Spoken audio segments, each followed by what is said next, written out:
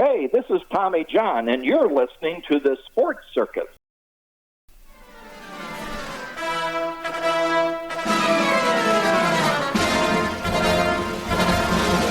Tommy John, not my favorite. A spectacular move by Michael Jordan.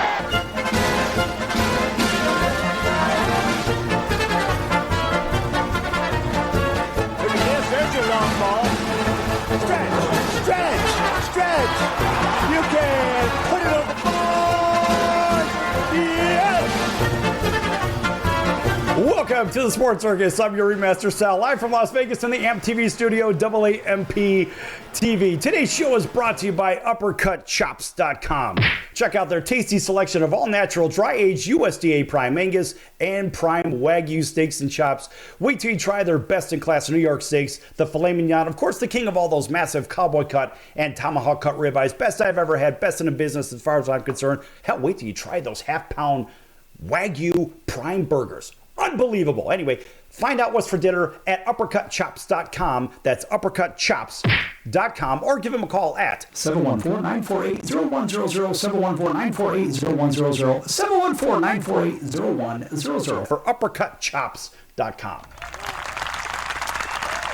All right, a big welcome in to everybody listening in on our CBS, NBC, and Fox Sports affiliates and all of our independents from coast to coast. Everybody watching on Cox, Comcast, Spectrum, Frontier, Time Warner, Oceanic, and WOW Cable affiliates, thanks for joining us. Also on Hotel TV in 210 Nielsen-rated markets in 3, 4, 5-star hotels and resorts from coast to coast. We're here with a very special guest. In fact, let's let him introduce himself. Good afternoon, everybody, from Overland Park, Kansas. This is Greg Pryor. And Sal wanted me to come on here and talk about some old school baseball, which I'm going to do. As long as he'll let me tell stories, we're going to have a good time talking about old school baseball, because old school baseball is how I got into big leagues. Hey, that's great. When I got into big leagues in 78, I hung around with Wilbur Wood and Bobby Bonds Sr. and guys like that. And I was on top of the heap, man. I was loving and being in Chicago playing for the White Sox in 78. Yes. That was my rookie year. Yes. Yeah. All right. I was 29, Sal, as a rookie. You think I was scared? Hell no. You know how many chances they gave me? They gave me 2 chances. That's all I got. Wow. Listen, first of all, very near and dear to my heart, of course, be my beloved White Sox. Absolutely. Of course, that always deserves a round of applause. But that was back in the day when we had the exploding scoreboard. The White Sox wore collared shirts. Show that baseball card that you showed me just a little bit ago for everybody watching on TV. My rookie card in Yankee Stadium. Look at that. Yeah, that's Yankee Stadium in the background, and you'll notice that familiar face. People on Twitter or X now say that I look like the principal on Ferris Bueller's Day Off, and we're trying to find his name. Have we found his name yet? You know what? I'm going to find it. Go ahead and tell everybody more about that wonderful uniform. You see my mustache there, but about a year before that, the Yankees had a no mustache rule in spring training at 77, and when I got sent to AAA, Billy Martin fired me for the 3rd time out of Yankee Major League camp in 77. They looked at me and they said, Pryor, you can't play shortstop in Syracuse AAA until you shave your mustache. And I said, shave my mustache? I had a mustache the whole month of spring training with Reggie and Thurman and Catfish. Well, George has a rule, no mustaches for what's his name, Ed Rooney? Jeffrey Jones. Jeffrey Jones is the guy. He was called Mr. Rooney. Yeah, but it's Ed Rooney. Ed Rooney is the principal. Rooney, yeah. There he is. Okay, so you might see that on the internet. It's kind of a comical. That's my rookie card, and on the back, it has all my my minor league stats, which makes the card look a lot better because my minor league stats were better than my big league stats. Anyway, so I go to Syracuse, and I had a mustache revolt on my team there, and I said, guys, we're just as much of a man as Catfish and Reggie and Thurman. I said, we're going to grow. There he is. Look at that. Yeah, it looks like me, doesn't it? Let's make this so everybody can see it. There he is. There's Mr. Rooney, right? Go ahead. Hold that card back up. Hey, if people buy my book, I send an autographed copy of Ed Rooney. That's hilarious. Would you call him Jeffrey Jones? Yeah, that's Jeffrey Jones at a younger age. But you look a hell of a lot better than Jeffrey Jones at today's time. But please proceed. So anyway, I got all the guys on my Syracuse team to raise their hand, and they voted to grow mustaches against the rules. I was trying to get traded because I was my third year in AAA, and I didn't want to be in Syracuse. You know, April in Syracuse is not the best place in the world to play baseball. So they started threatening all the players on the team. They were going to get them fired or send them to AA, and I was happy. I was trying to get traded or released. And 3 weeks, Sal, 3 weeks after I started growing my mustache, and it wasn't that thick after 3 weeks anyway, they changed the rule. No kidding. Steinbrenner changed the rule.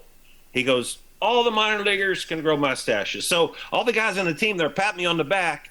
They're telling me I'm a hero. And here I was, 28 years old, in my third year at AAA. I was broke, and I had a flimsy mustache. So what good did it do me? You tell me. I don't know. You know, thinking about those days, back in the day, didn't Thurman Munson have a mustache? Well, Thurman was growing a beard during the AAA exhibition game. They had just finished a game in Seattle, and the Yankees had committed to play a AAA game or a game against a AAA team, and they came into Syracuse for one on their day off. That's the last place they wanted to be, you know, because they weren't doing too well. So we're getting ready to play the Major League Yankees, who were going to go on to win the World Series. And we were all excited, but they were drinking liquor in their clubhouse before the game. We saw the bottles, we saw the beer cans, and we went out and kicked their butt like 14-5. And Thurman was growing a mustache or a beard in Syracuse. And that day, they talked him into getting it shaved. So he ended up going out and getting shaved because George didn't let beards. And I turned the Yankee minor league mustache rule around. And I'm so proud. It's one of my non-claims to fame.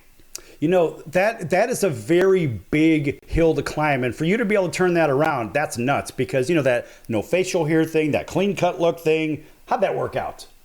Well, you got nothing. I had nothing to lose. What was I going to lose? I mean, so what happened was they changed the rule, but then I got the best call in the world. Marvin Miller called me in Syracuse, and he goes, Pryor, you're going to be a free agent after your season in Syracuse. You're going to be a free agent. This is in '76 when the new basic agreement was signed, and guys were allowed to be free agents. Well, I was a minor league free agent in a certain way. So when the Yankees found out about that, guess what they did?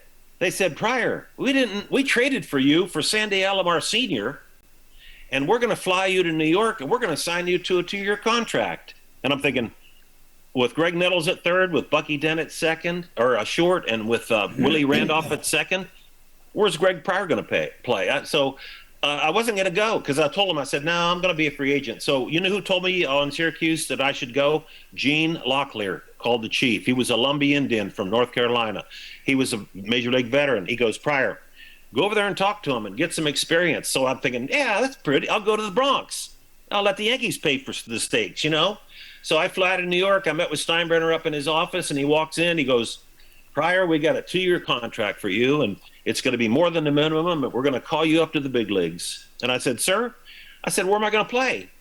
He goes, well, we got plans for you, Pryor. I said, yeah, on some bus going from here to Syracuse and back. I didn't say that, but I should have. Right. So I said, I can't sign this contract. I'm just going to go through free agency. And it's one of the chapters in my book. It's called The Day George Steinbrenner Called Me a Dumbass. That's the name of the story. So, but it didn't hurt my feelings. You know why? Because, hey, you can't let people hurt your feelings. So I went back to Syracuse. I played it out. They didn't call me up. I go through the draft, and I sign a 1-year contract with the Chicago White Sox, and I played 4 years in Comiskey Park. I played 4 years there. It was so much fun. You know, my first baseball game as a kid, of course, growing up, I was born in Chicago. I can actually say I'm from Chicago. But being born and raised there, it's a very different time. I mean, let's face it, back in the 1970s when I was a little kid, our baseball teams, well, they had maybe a good year. It would be the White Sox that had better years, of course, than the Cubs. But there was so much fun to go to the games with the exploding scoreboard and the shower in center field, Harry Carey up in the booth having his time. And you had B.B. Richards. We had Nancy Faust, right? We had everything going on over there. Hell, the team wore shorts, and I love that. Were you on the club that wore shorts? You got a chance to wear shorts on the field? That was 1976, and I was in Sacramento in AAA with the Rangers, and they wore those shorts for 3 games only, and I missed it. 1 minute.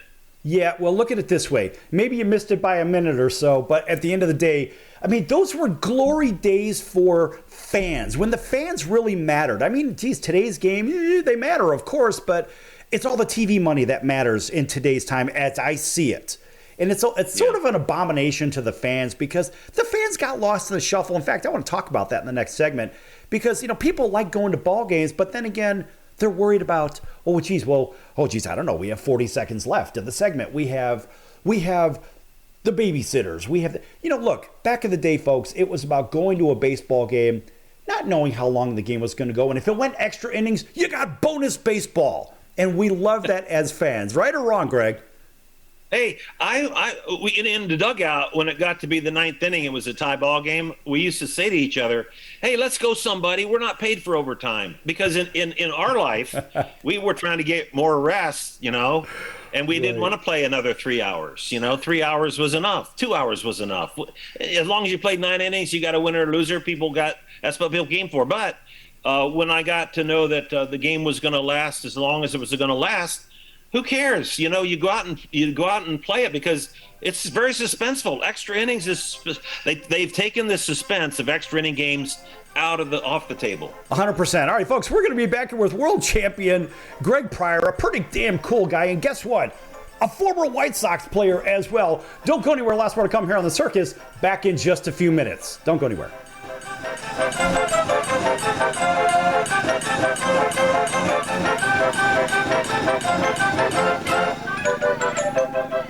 Listen, were you forced into getting a solar contract and now you just don't want it anymore? Maybe the solar company misled you. Or is your solar contract buried with hidden fees? Are you not saving the amount of money you thought you would on your energy costs? Don't worry. At the Solar Exit Hotline, we can help you cancel your solar contract, even if the panels are already installed. Our experienced legal team will review your contract and help you cancel it, possibly saving you thousands of dollars. You got to call right now for complete details. So listen, if you're not happy with your solar contract for any reason, we are here to help you cancel it. Call the Solar Exit Hotline now for immediate options to help you exit your solar contract. This call is 100% free. 800-485-3125. 800-485-3125. 800-485-3125. That's 800-485-3125. Can your IRA stand up to the next financial crisis that our top economists are saying is at our doorsteps? By allocating a percentage of your IRA into physical gold and silver with a tax-free rollover, you can diversify and safeguard your holdings from turbulent markets and economic downturns by putting your IRA back on the gold standard. Find out how to safeguard your assets with a tax-free rollover with a Genesis Gold IRA, the only IRA that can hold physical precious metals. Call now for your free gold and silver report. Protect your IRA today. Don't let your retirement accounts get caught off guard by trade and tariff wars. Learn why a Genesis Gold IRA is the #1 choice for thousands of Americans across the nation. 800-709-4423. 800-709-4423. 800-709-4423. That's 800-709-4423. That's the sound of sizzling, dry-aged USDA Prime Wagyu and Angus steaks from UppercutChops.com. Their best-in-class filet mignons, New York steaks, and the king of all steaks, the tomahawk and cowboy cut ribeyes are the best in the business. Even their Prime Wagyu burgers will likely be the best you've ever had. Browse the full selection of steaks and chops at UppercutChops.com from the comfort of your home or on your mobile device. UppercutChops.com delivers all-natural, dry-aged USDA Prime Wagyu and Angus steaks and chops directly to your door. store without the hassle of going to the grocery store and fight crowds to pick from a small selection of average at best meats with injected steroids, fillers, and coloring added to look good. Find out what's for dinner at uppercutchops.com or call 714-948-0100. 714-948-0100. 714-948-0100. Or make your selection directly at uppercutchops.com. You're listening to the Sports Circus, and I'm Mike Golick. You never faced Mike Golick, did you? Mike and Mike, baby? Welcome back to the Sports Circus. I'm Roy Firestone. Now it's time to throw it back to Sal. Well, you're throwing some big names out there, Sal. Roy Firestone. God bless Roy. All right, folks, welcome back to the Sports Circus. I'm your ringmaster, Sal, live from Las Vegas in the AMP TV studio, AAMP TV. This segment is brought to you by our guest. That would be World Series champion Greg Pryor. He's got all kinds of stuff going on. He's going to tell you, he's going to take 30 seconds to tell you everything he can in 30 seconds. Go ahead, Greg. No, I'm not. I'm just going to say I wrote a book. They can go to baseball.town to get my book. 27 stories, Sal, about my career. Do you want me to read some of the stories to you? Absolutely. The day a pitcher tried to kill me. What? The day I called every pitch from shortstop of a major league game. Yeah, the day that I hit my first 2 home runs in Major League Baseball. 27 stories, you know. And then what I do is I give them that card that I showed you, my Ed Rooney card. I sign that and send it. Right. And then really, you know, it's almost like, here's the sale. There's another picture I send on the back here. Look at this, Sal. 21 tips on how to be a better player. I put that in the book. No kidding. And then I put a bookmarker in, and the top up here it says, how to live your life with a major league attitude. And then a brochure about my company. How much time do I have left? Go, keep going. You're on a roll. Lifepriority.com, because, Sal, this is something that you need and everybody needs here is Lift, L-I-F-T. It's one of my products. I've been offering this for about 30 years all across the country. It also comes in capsules. You know what it does, Sal? What's that? It helps you get in a better mood pretty quick. It gets you. I just turned 74, and I have all the energy I need. So go to lifepriority.com, and get yourself some lift caps, and maybe your wife will not yell at you that much. But also, I have stuff for joints too. Look at there. I sell this to chiropractors. I never thought I would be in the health and nutrition industry when I was playing ball. But guess what? I have so much fun helping people feel better. Lifepriority.com. And then where do you go? Where do they go to get my book, Sal? Tell everybody once again. The idea is to repeat it. The day the Yankees made me shave. Autographed. I love that.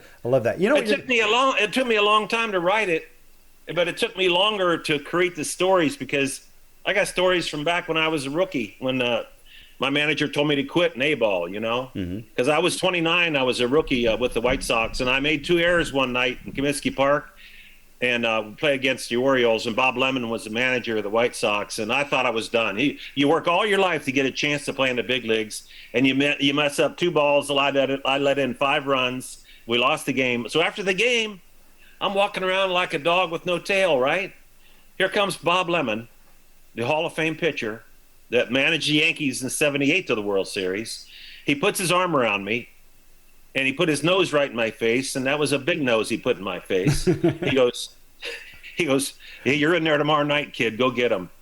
And that's all he needed to tell me. He forgave me. Right. You know, sometimes you don't get forgiven in life. So after I got that forgiveness from my manager, I don't care if the players forgave me because, you know, you don't live your life for the other players on the team. You live your life for the fans.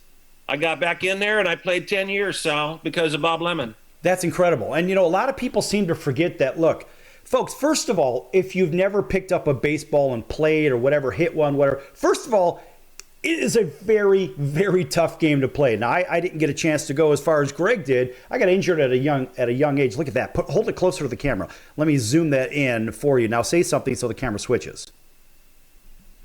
What are we looking at? Well, this is the ball they use in the big leagues now, but it said American League and National League when I played. But, you know, this is I never imagined when I was in Little League throwing a ball around like this that I would ever get in the big leagues. So keep talking, huh? So anyway, this is a ball you have to throw across the diamond there in 4 seconds or less to get the runner. And it's a sad case that when the ball goes in the dirt, this brand new ball goes in the dirt at home plate, you know what they do to the ball? They throw it out of the game. Back when I played, they kept the ball in the game, Sal. They didn't throw any balls out. Well, so I'd get up to home plate, and old-time umpires would be up there with their inner tube in front of them, and I would wait till the pitcher threw that dirty ball to warm it up, and I'd get up there in the batter's box, and I'd say, time out. And Bill Haller one night, he looked at me, he goes, for what? I said, can you check that dirty ball, Bill? So he looked at me like he could have killed me. And so he takes his inner tube off the front of his chest.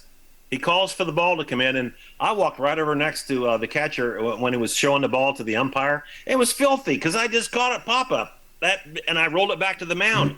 Well, guess what? They threw the ball out of the game. So they've taken that part of the game out. Oh, my gosh, there you go. Yes. Bobby Brown, old infielder for the Yankees, right there. Yep, I got that one. And this is a game ball. Remember I talked to you the other day, we were talking about the home run ball? Yeah. This was the home run ball that I caught. You can see the old American League on it, right? No, I don't. I don't see anything on there. Well, looks like your dog's been chewing it, like in Sandlot baseball. You leave my dog a lot. There's the ANCAN there. It says American League. Okay, we see it. Hey, you're killing me here.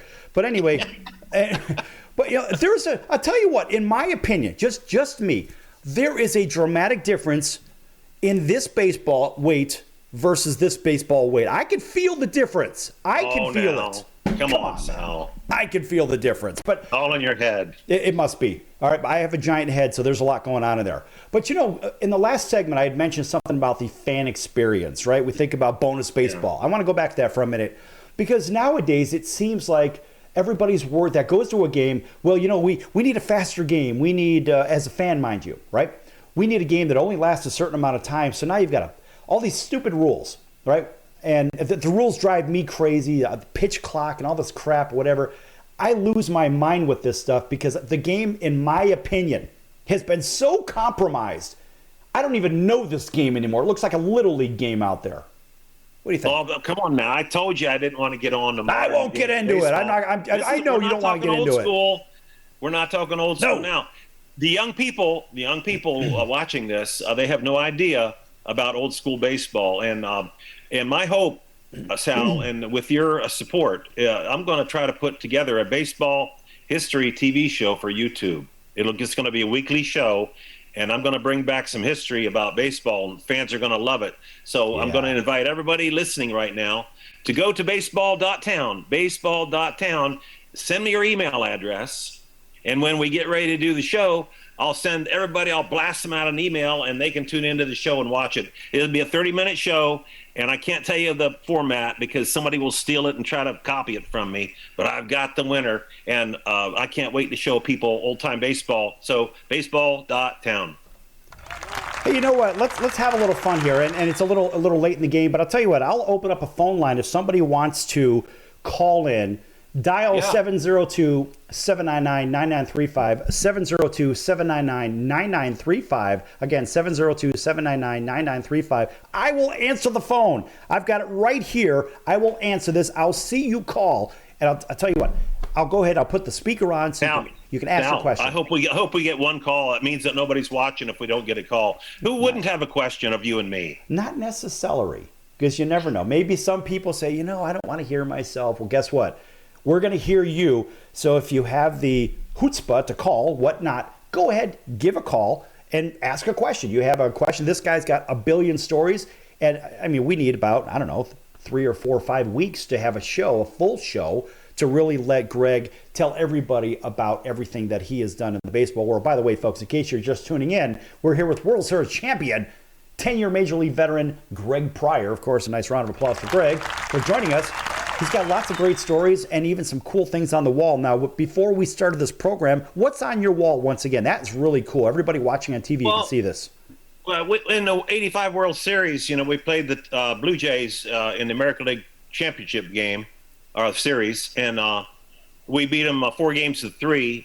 We were down 3-1. We beat them. We swept the last 3 games, and then we played the Cardinals in the series. We were down 3-1 to them, and we swept. So back on this wall back here is a banner that they put in downtown or on the plaza in Kansas City, and it says the Royal Flush, and it's like 4x6. So I got 2 of these banners back here, and then I framed it and put it downstairs. And every time I look at it, it's the Jack of Spades, I think. Hold on a second.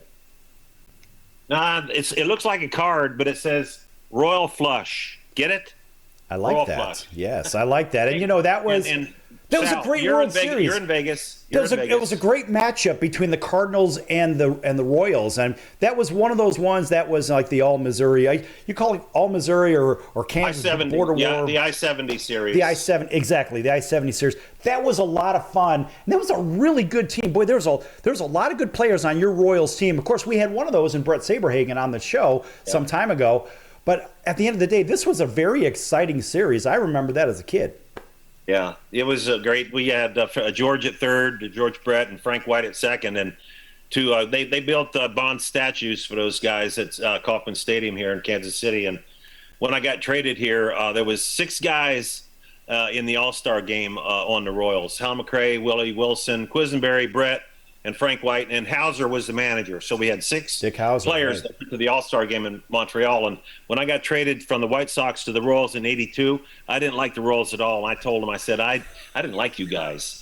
Now I love you. I said, now I love you. Right. Okay. Well, tell you what, I want to hear a little bit more about that, because that's exactly where I was going. Once you said that, I was thinking about the na, hey, hey, goodbye thing. Right, and the old Hal McRae thing and whatnot. But anyway, I want to talk about that when we come back. Folks, don't go anywhere. Lots more to come here with World Series champion Greg Pryor. And look, these stories can go on and they can get really interesting. So, folks, you don't want to miss any of this. Back here in just a few minutes with Greg. Don't go anywhere.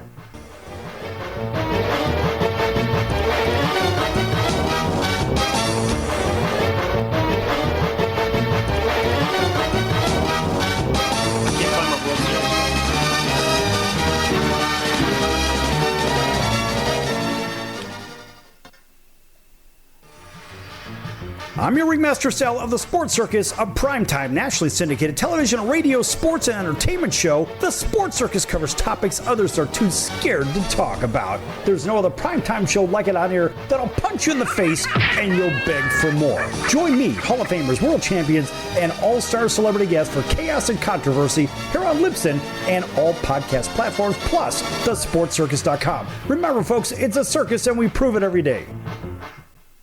All right, we've got just a couple of minutes. It's kind of fun, right? But yeah, I remember that when I was a kid, the Royals were always like the enemy, right? And it was, in Chicago, that was it. And I think a lot of that started with Nancy, right? And the Hal McRae thing or whatever. And I want to talk about that. Did you go to Disco Demolition when you were there? Hell yeah. Were you there at that game? Yeah, I was a little kid, but yeah. But yeah. Oh, yeah. Yeah, I played shortstop in a Disco Demolition game. It's in the book. I wrote about it in the book, and then I get in the Pine Tower game in the Yankee Stadium. I played in that game too. Yeah. I tell you what, the experience is, just as a kid, to see this stuff, I couldn't imagine actually being on the field. A Disco Demolition was just an unbelievable night. I mean, it was chaos like having Woodstock in Comiskey Park, Right. Because 40,000 people were not there to watch baseball. They were there to blow up disco music. That's right. Which I happen to like. I mean, how can you not like Saturday Night Fever, Yeah, I think even a lot of those people, they like Saturday Night Fever too, but I think they were a little bit like, Now, you're showing your age now. Hey, listen, all I have to do is take this hat off and then turn around and you'll see the cul-de-sac here. That'll show my age. No, you're doing good. You got the nice Wynn hotel back there. My products are made in Vegas. Did I tell you that? I'm coming out there. Yeah. When are you coming out? Probably within 30 days. Oh, nice. Right. What is today? October what? 8th or 9th? Well, I don't know. We typically don't timestamp shows, but we could do that. I know. But hey, who cares? It was just 2006, everybody. Right. It's 1990-12. So it is, I don't know, October 9th, I think. Yeah, it's the 9th. I don't know. 30 seconds. No, but I go to Royals Fantasy Camp now. I do appearances for the Royals. I was with George Brett the other night at the ballpark, and I still are connected to the game somehow, but I really, really like talking old school because back when they used to let guys slide and take my neck off, at shortstop, right? They don't let them do that anymore, and I can see why they're trying to protect the players, but I didn't mind it. I kind of looked at it like a challenge because if I could slide too and rip their throat off too. Yeah, right. Go ahead. Here we go. I'm broadcasting. Hey, this is Josie Scott from Josie Scott's Saliva, and you're listening to the Sports Circus with Sal Tuzzolino.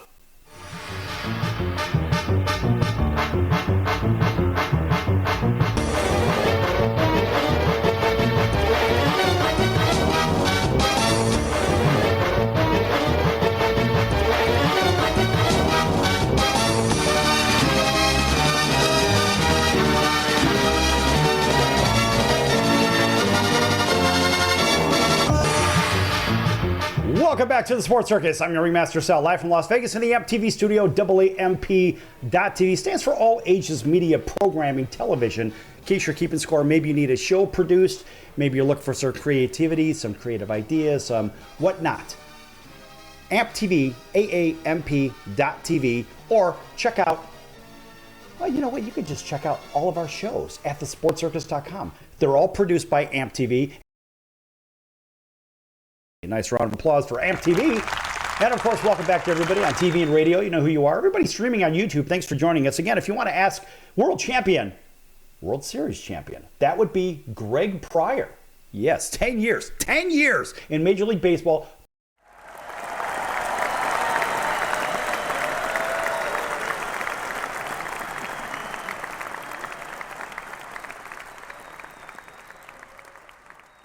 And we are here, of course, with Greg, and Greg's had all kinds of great stories.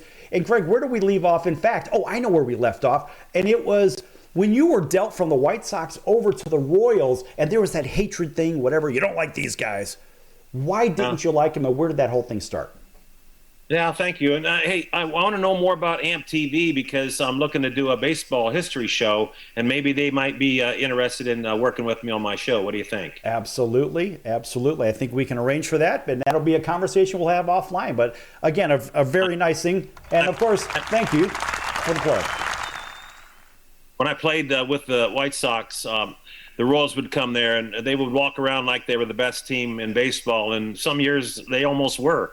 But they walked around like it, They would win the first two games of the series, and Hal McRae would come out with a broom and walk around our batting cage. And I'm thinking, why's he got a broom in his hand for? I didn't know. I couldn't put two and two together, Sal. But guess what?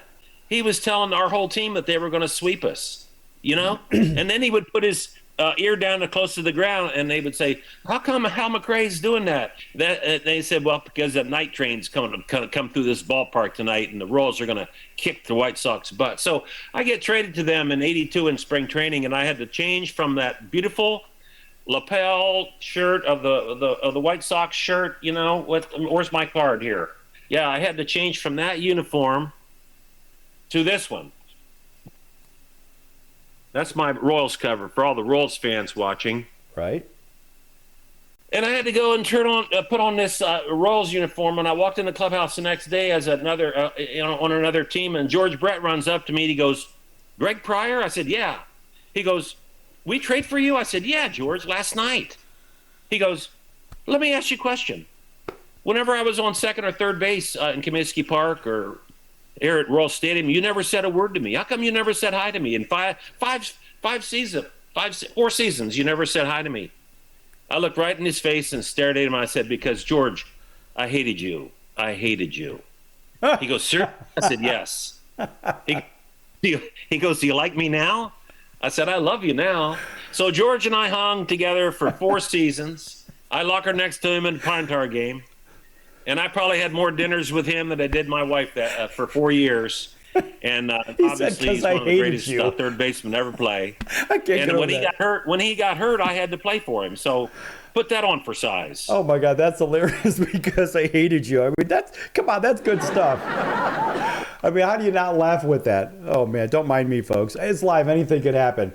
But I tell you what, at some point, I don't know. Maybe I'll have to bring George with you back onto the show because I'm sure you have great stories with that. And we've never had George on the show, but it would be a lot of fun. Let me tell you about a real quick George Brett story. I'm on the bench in '86. We're playing the White Sox, and I wasn't playing. It was a day game.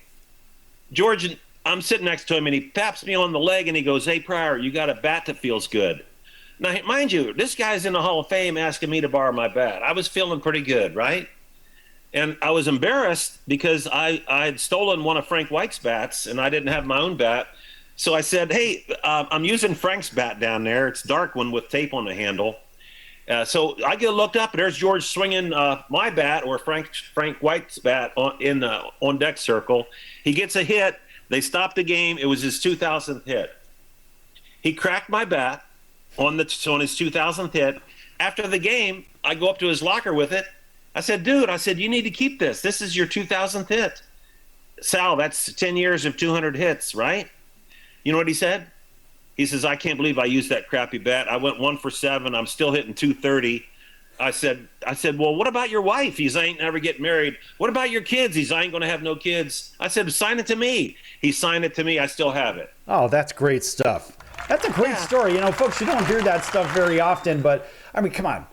George was one of the best hitters in the century. I mean, he's just one of those guys, right? And the guy, he just had this incredible eye. It's like you couldn't sneak anything by this guy, unless, of course, it was the 1 for 7 day, if you know what I mean. Boy, that's great stuff. I'll show you a picture in my book. See that? You see George and me? We're celebrating. We just clinched the division in '84, and somebody threw a beer can right at my head. See that beer can that hit me in the head there? That's in the back of the book. Hey, tell everybody about that book again, in case you're just tuning in. It took me about 3 years to write it. It's 27 stories about, the day the Yankees made me shave is the name of the book. People can get it. They can. I'll send them an autographed copy. They go to baseball.town to get it. And in there, I'll give them all kinds of goodies. Look at this stuff I'm going to give them. A picture, autographed picture with tips on how to be a better player. A bookmarker.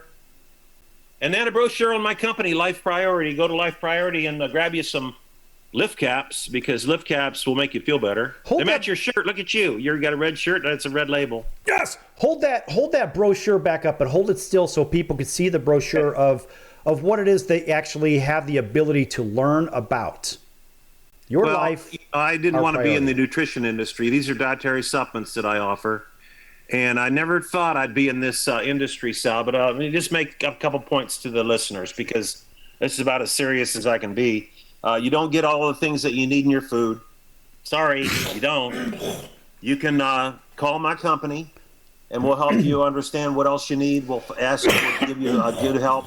And, I never knew how important it was to take the right dietary supplements after you eat. So we've got like 20 products. We don't have time to go through them all on this show. But if they want a free nutritional consultation, they can get in touch with me at lifepriority.com. And thank you for letting me share that with them. Absolutely. Absolutely. I mean, look, folks, sports are sports, business, but life is life. If you don't have good health, what do you have? Exactly. Health is wealth. I just said earlier, I said I just turned 74, and I can still put a sentence together, right, Sal? You know what? You're doing pretty well at it, by the way. And I think the stories are incredible. I mean, of course, you're going to have to come back. I don't care. We could let this run forever, but I want you to come back. We still have another segment or so, but there's so much that you've got going on here. It's unbelievable when you think about all the stories, the pictures, it is what it is. And that's what I dig doing about this show. Folks, we're looking at a picture here. Tell everybody, Greg, what that picture is. I'm going to go ahead and let it zoom in. There's my grandpa right there. Wait, let me look. Right here is my grandpa. His name is Homer Pryor. He played in 1912 in Duffy, Ohio, and that's all I have from my grandpa Pryor. Homer Pryor, get it? That's a pun. And I wish that I would have had more stories from my grandpa. So it was an inspiration for me to put my stories in a book, because, someday when I'm not here, people can still read about what I did, and they can still laugh at it. So, that's a memento that I really like to look at now and then. Well, the good news is that as we get older, we realize that stuff isn't really that important. I mean, all we want are the memories. We want the great experiences in life. And the one thing that people get on this program, Greg, is they get great stories from our guests and whatnot. And I've been fortunate to be in weird situations that just, look, it's like I'm not even in the football business or the music business or whatever, but I get these incredible stories that come across here. And I'm just taking it all in. And someday I may write a book just on the stories that actually I get a chance to hear about Lombardi and Hallis and Buckus. I met Buckus. I mean, crazy stuff. And I've heard a great story with Buckus and one of the former Packer players that's in the Hall of Fame. Whatever. Great stuff. And, you have the same thing, but in baseball. Take 1 minute, exactly 1 minute. Give us another one, and then we'll go to break. Well, when I got traded to Kansas City, here's the guys that I became teammates with, and I'll try to get it so that people can see it. There's George Brett, Frank White, Dan Quisenberry, Hal McRae, and I got to play baseball under pressure because Amos Otis told me, he goes, Pryor, it's different here in Kansas City. He goes, we're expected to win here, not like Chicago. Oh, that's ridiculous. But I get it. I mean, come on, man. I mean, that I don't know, whatever you call it, hatred, rivalry. The Bears and Packers had that. The Red Wings and the Blackhawks had that. I don't know. It must be a Chicago thing. I'm not really sure. Cubs and Cardinals had that. It is what it is. But it's those kind of rivalries that drive the support, the fandom, and whatnot. And I have to tell you, it's fun. For me, I still absolutely despise the Detroit Red Wings. I despise the Green Bay Packers. And it's born into your system, right? It's already ingrained, and you grow up with that. I mean, think about it, right? Yankees, Mets, Yankees, Red Sox, whatever it is. Anyway, folks, lots more to come here with World Series champion. That'd be Greg Pryor here on the Sports Circus. Lots more to come. And make sure you listen to the next few minutes here once this music clicks out. There's something funny from good old Harry Carey, the beloved Harry Carey, the former Chicago White Sox announcer. Listen to this. You're going to have lots of fun with it. Don't go anywhere.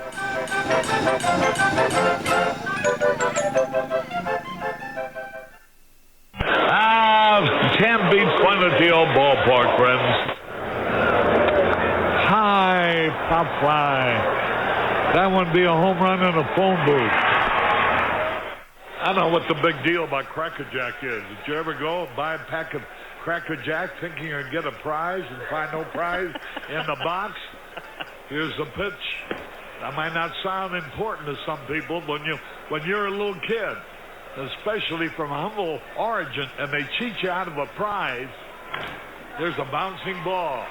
Second baseman has a Barbary over to first. It's hard to think in laudatory terms of the product. I think if there was an occasional box of Cracker Jacks that found no prizes for the little Harry Carey many years ago. You got that right. And boy, when a box of Cracker Jack to me meant a lot of money. Here's a pitch, bounce foul. That's the most asinine marketing I've ever heard of. 1 ball, 1 strike. These guys say, well, you sing about Cracker Jack. I said that I only sing it because it's in the song.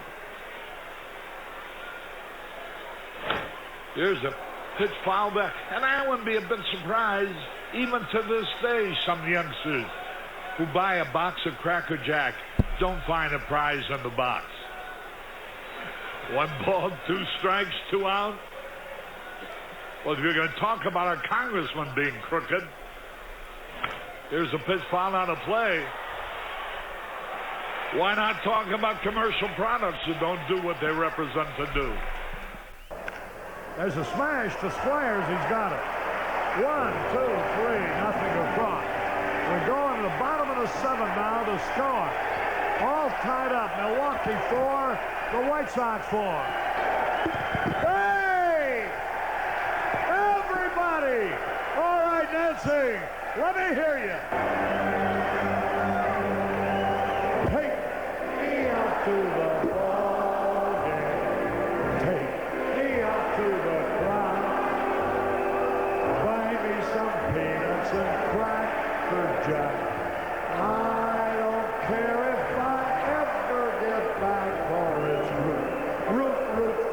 White Sox. If they don't win, it's a shame. Or it's 1, 2, 3 strikes, you're out at the old ball game. There's a drive, way back. It might be, it could be, and it is. Holy cow! This crowd is wild.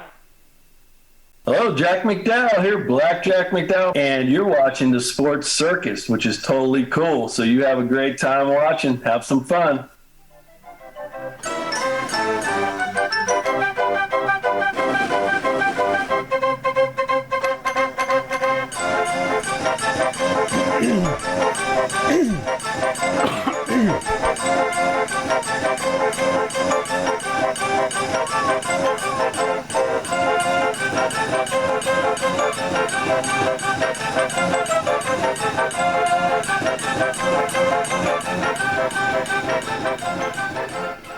Welcome back to the Sports Circus. I'm your ringmaster Sal, live from Las Vegas in the AMP TV studio, AAMP.TV. Folks, make sure you check out thesportscircus.com for our upcoming guests, our prior guest, of course, Greg Pryor. Also, make sure you check out some of our partners. One of those partners that's been with us since the very beginning, the College of Southern Nevada Athletics. Check them out at csncoyotes.com. That's csncoyotes.com for the College of Southern Nevada Athletics. Yes! All right, of course, all of our recorded shows are there. You can check out this show in full. In case you happen to have missed it, you can check out this show and all the other couple thousand of them with all of our great guests and whatnot. Just like our current guest today, that would be Greg Pryor, World Series champion with the Kansas City Royals. It kind of pains me a little bit to say that because I'm a White Sox guy. But at the end of the day, Greg, a really good guy, great stories. Played with some really incredible players, too. And those lifelong relationships. Yes. Wow. I got a Harry Carey story for you. What do you got? Harry Carey. You know, I'm up at home plate in Comiskey Park, and Harry would always have a butterfly net up in the press box for foul balls. Yep. And guess who hit him a ball that he caught in his butterfly net? That's right. It was off of Jerry Don Gleaton, and somewhere it's on the internet on YouTube, I think. I remember Jerry Don Gleaton. Now you're really reaching back. I think I have a Jerry Don Gleaton baseball card from back in the day. I don't know. Embarrassing, though, you know? Harry Carey catching it in a butterfly net. I kind of wish I could have fouled it off his forehead. Well, you know, and Harry, he seemed to be inebriated every time he was on air. I mean, he was entertaining for the fans, of course. And he gets credit for it, and Billy Martin gets chastised for it. I posted a picture of Billy Martin on my Facebook page, Greg R. Pryor, if you want to go to my Facebook page. And I get so many comments, and all these guys want to talk about Billy Martin drinking, you know? It's like they never had a drink in their life. You know, get off of Billy Martin's drinking. Billy Martin won in Texas. Billy Martin won in Detroit. Billy Martin won in New York. And Billy Martin won in Oakland, didn't he? And maybe. But he was – I mean, I wish – he fired me 3 times, but I wish I could have played for him. Well, you know, I mean, look, there was something to be said. Hey, look, I was fired by Billy Martin. You know, one of my friends, he's in office, or he's running for president this year. And he did 4 years ago also. And he was a former college football coach. He said, my greatest claim to fame is that I got fired by Lou Holtz. Yeah. And, same kind of idea, right? As long as you don't get fired by your wife, you know, you're doing okay. Oh, right. Yeah, you never know what's going to happen there. I mean, boy, even if you have a bad day, I suppose the wheels could really fall off. But, you know, a lot of people gave Harry credit for drinking. Harry was just another guy that would drink beer and talk on a game. He was kind of entertaining for the fans, and I'm sure remarkably frustrating for a lot of the players, too. We didn't listen. Well, how could we listen to him? During the game, we don't listen to him, you know. He didn't bother me a bit, except one time he bothered me. He came up to me at the end of the season in '79.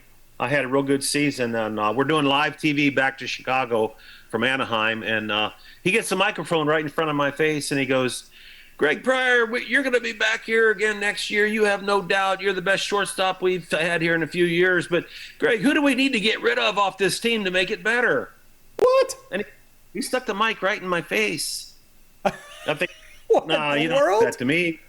He was trying to get me to cut my teammates down. And I said, look, Harry, I just want to be back here myself. If they want me back, I'll be glad to come back. And Guess what? I came back for 2 more seasons. That's right. And before you, if I'm not mistaken, Bucky Dent was over there, was he not? Yeah, he was, and Alan Bannister was there Bannister. too. Yeah, I really liked Alan as a fan, as a young fan. Really, but that guy just seemed to get a lot of clutch. He got the hits when they mattered, and I like that. And the guy had a really good glove too. Very good hitter. You know, there's a different combination between hitting and defense, and I had a little bit of both. That's why I stuck for so long, I think. It's hard. Because if you can't catch the ball, believe me, the ball's going to find you. Ball has a personality. It's going to find you. Right. You can't hide out. People say, well, let's stick Joe over there in right field. Guess what? You're going to get 9 shots in a row over there in right field just because you're trying to hide him out over there. So I made 50 errors in A-ball in 73, and the farm director goes, Pryor, he says, you can't run. You got minimal power. It's obviously you can't field, but you can hit a little bit. We just don't know what we're going to do with you. So I had to sit down and look in the mirror and say, well, what are you going to do, Pryor? You got 3 strikes on you. You can't run, you got minimal power, and you can't field. I decided to choose fielding. I decided to be a better fielder, and that's all I worked on. I really improved my fielding, and I became known as a better fielder than I was a hitter. But, hey, 10 years is 10 years, dude. You know what? I want you to spend a minute, and I want you to talk a little bit about the bumpy road to get to the bigs. I mean, let's face it, there are levels and levels and levels. People have a hard time understanding why sometimes, I'm not going to say all the time, why sometimes it's hard to have a knowledgeable conversation about baseball and what it took to actually get all the way to the top of the game. I mean, hell, you won a World Series, but all the way just from concept as a kid, maybe in grade school, high school. What does it take from level to level to level to level, and the perseverance, getting knocked down, punched in the face, hit in the arm, whatever the hell it is, kicked in the ass, whatever it is. Talk about what that road was like for you. It was a road that took me 15 years to do it, because I started playing when I was 7, and I didn't get to be a pro until I was 22. But let me give you a couple, and then I'm going to take my wife out to dinner. In high school, I was not a very good player. I had no scholarship offers, five scholarship offers. I wasn't drafted out of high school, Orlando, Florida. My older brother was a great pitcher at Florida Southern College in Lakeland, Florida. And my dad said, Greg, let me go talk to Coach down there and see if I can get you at Florida Southern. So he went down there, and behind my back, he said this to the coach: give my young son a scholarship, or I'm taking my older son out of your school. It's your choice. My dad comes back to Orlando from Lakeland, and he goes, guess what, Greg? Florida Southern's giving you a scholarship. So here I go and played 4 years there at Florida Southern, not knowing that the coach didn't want me. I thought he did, right? It was all in my mind. Well, I made an All-American my last 2 years.